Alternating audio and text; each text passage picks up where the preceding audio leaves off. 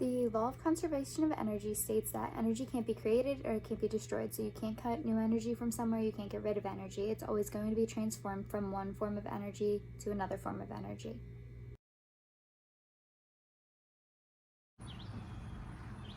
Alright, so I'm going to talk about energy transformations. We talked about the law of conservation of energy and how energy can be transformed from one form to another.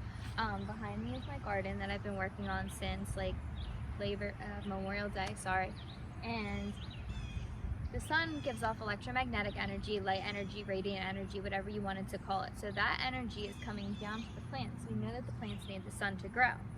So that energy transformation is electromagnetic energy.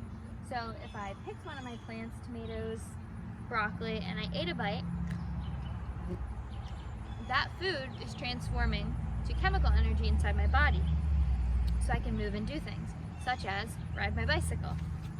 So when I get on my bicycle and I go ride, that's going to become mechanical energy because I'm pedaling, I'm moving, I'm riding. So that energy transformation was from the sun to the plants, which was electromagnetic or light energy, from the plant to me, which was chemical energy, and from me to riding my bike, which was mechanical energy.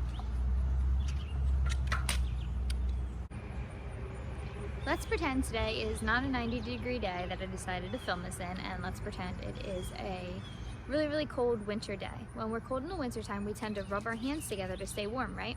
So the motion of me rubbing my hands together is mechanical energy. Mechanical energy has to do with motion and position. So my two hands are positioned together, rubbing back and forth. That's mechanical energy.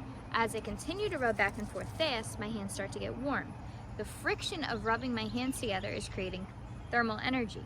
So that energy transformation is mechanical energy to thermal energy.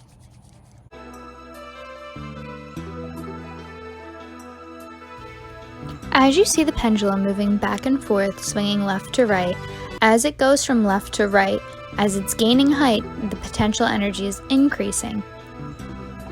Eventually, the pendulum is going to come to a stop. Why do you think it will come to a stop? It comes to a stop because of friction between the ball of the pendulum and the air. Also, gravity is pulling down on the ball, so eventually the pendulum will stop swinging.